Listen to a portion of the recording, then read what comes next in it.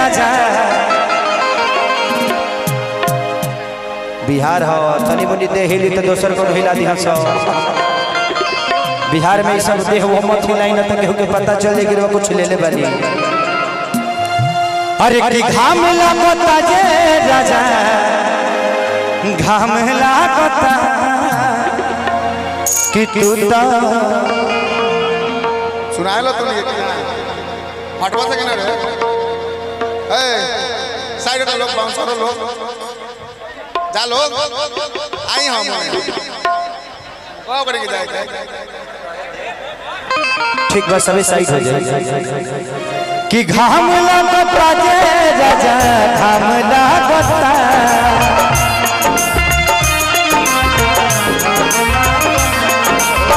घाम लागता जे राजा घाम लागता तू तो बहरा में करे राजा तू तो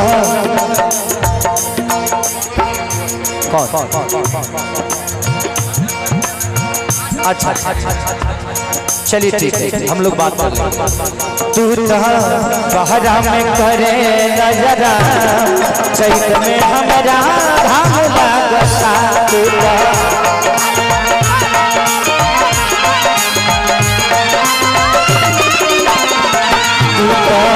बहरा में करे नजरा चैत में हमारा घाम लागता।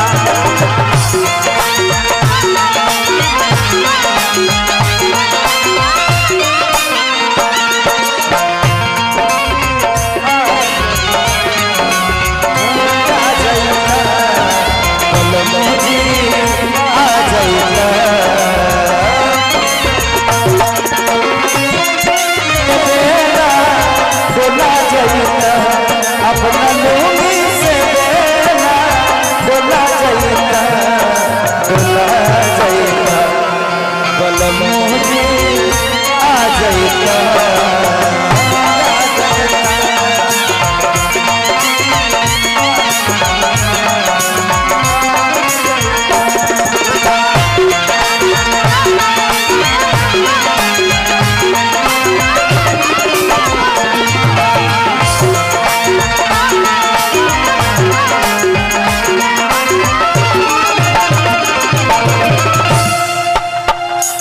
वाह क्या बात है।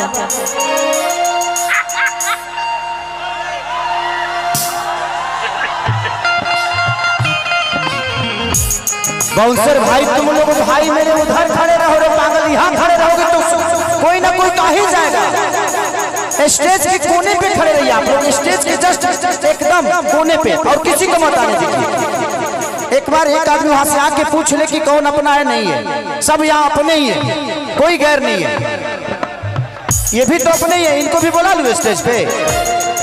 यही दुश्मन हो सब भैया हमार। सोचल कर लो यार, फंक्शन घर का है और आप ही लोग बर्बाद करने पे लगे। अपने लोग ही ईगो में आ जाते हैं कि मुझे नहीं बुलाया, मुझे नहीं रख रहा है, ये की कर रहा है।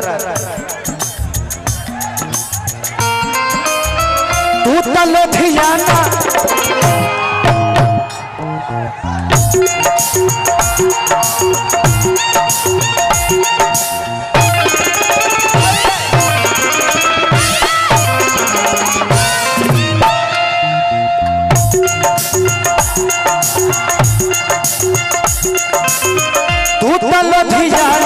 में करता ड्यूटी।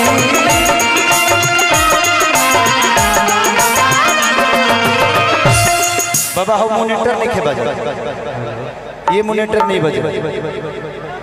इस मॉनिटर को देख लीजिए जहाँ विक्की बैठे हैं ना वहाँ, कि तू तो लुधियाना में करता ड्यूटी।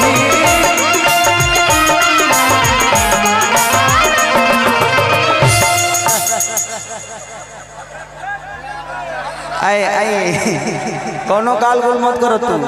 ए सुनी समझावे तरह के कि पछुआ के हवा मोर बिगाड़ देता।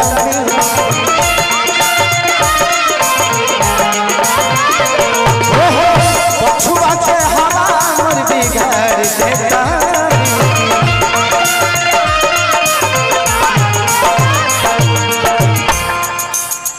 घाम लागता जे राजा घाम लागता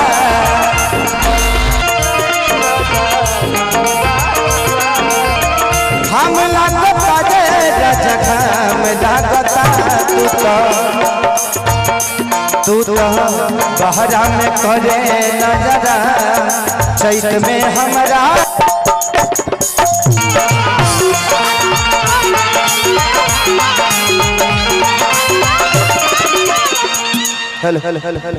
यहाँ से एक बाउंसर यहाँ चले जाए क्योंकि साउंड को प्रॉब्लम कर रहे हैं कुछ बच्चे। बाबू पीछे हो जाओ ना। लाइट का प्रॉब्लम देखो, लाइट आप लोगों की वजह से गड़बड़ हो गया। नहीं मार ना, आराम से किसी को मारना मत, बस प्यार से हटा दो। सब लोग भाई है, सब लोग अपने ही है। मनोज आप इधर आ जाओ। मनोज किसी को कुछ मत बोलो, प्यार से बोल दो। सब बच्चे समझदार हैं, हट जाएंगे। बाबू थोड़ा पीछे हट जाइए आप लोग। किसी को लाइट लग जाएगी ना तो नुकसान तो अपने जिले का, अपने घर का ही होगा ना। आपके माँ बाप ने आपको पैदा किया है अपनी जान देने के लिए नहीं, उनकी जान बचाने के लिए ना। प्लीज आपको कुछ हो जाएगा तो मैं क्या करूंगा यार जी के। आप लोग मेरी जान हो।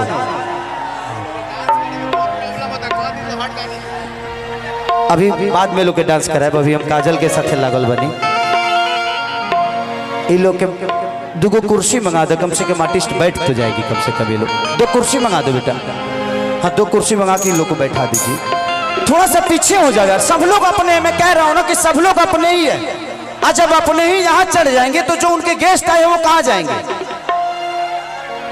उनके गेस्ट जो आए हैं वो कहाँ जाएंगे आप बता दीजिए। सब लोग हमारे ही हैं, सब लोग अपने ही हैं। लेकिन जो पटना से चल के आए हैं, आरा से चल के आए हैं, बलिया से चल के आए हैं, यार वो गेस्ट है ना। जो छपरा का है कम से कम समझ जाए कि भाई उनका भी अपना अस्तित्व है यार। थोड़ा सा पीछे हटेंगे आप लोग, बाउंसर लोग पीछे हटेंगे। आप लोग पीछे हटिए, पीछे हटिए भैया। थोड़ा सा पीछे, सब लोग पीछे जाइए। आप लोग सब लोग पीछे जाओ। यहाँ से आगे कोई नहीं आएगा, इसके बाद यहाँ से आगे कोई नहीं आएगा। प्रणाम प्रणाम, बैठिए आप लोग। यहाँ से पीछे कोई नहीं है। आप लोग थोड़ा पीछे जाइए, जहाँ पे गेट है ना वहां पे रहिए। यहाँ पे आप लोग आ जाते हैं तो उसके बाद सब लोग पीछे से चढ़ जाते हैं। व्यवस्था तू ही लोग गड़बड़ा देता रहा।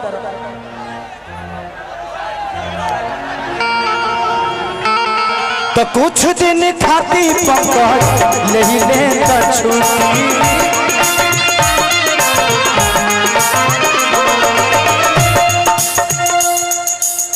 नया सारा फरल रहरी के पुटी।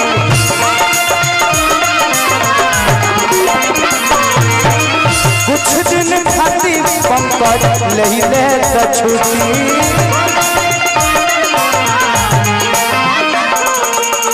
नया सारा फरल रहरी के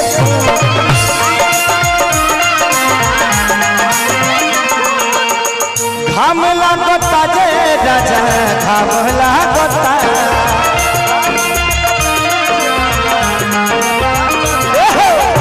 घाम लागता जे राजा घाम लागता। घरवा रहित तकियई त हमके या, घरवा रहित तकियई त हमके या, चैत में हमरा घाम लागता।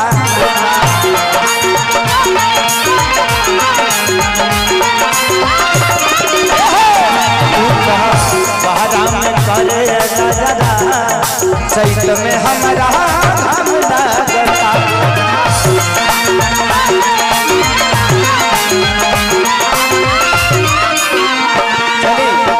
ये सुनील है, इसका भी एक कंपनी है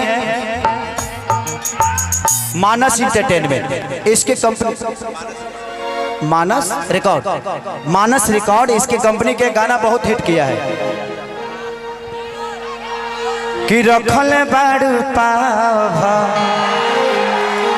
हिलवल बाड़ू गाव। दोसर चीज हो गई। इस पे रिकॉर्डिंग कराएंगे हम सुनील आपसे। बबलू मामा आज ही नाचेगा लड़का।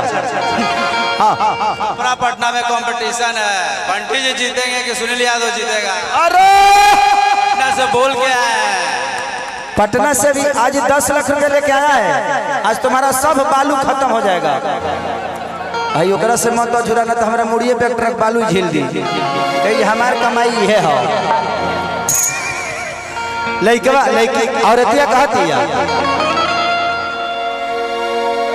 कि चल जाते बाड़ा सैया हमारा के ढील के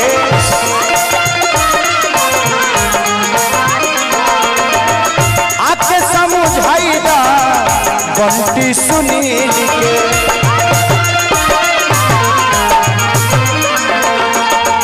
आके समझाई दा बंटी सुनील के घाम लागता रे राजा घाम लागता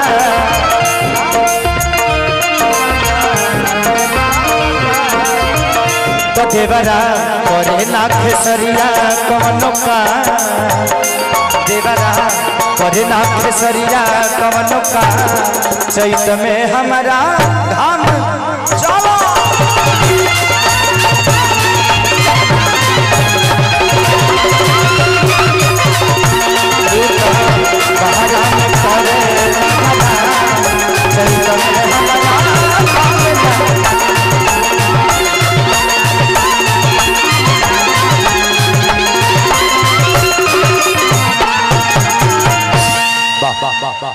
बाद में फोटो मत लिया तो दीदिया के घर ही लेके चलिए अपना।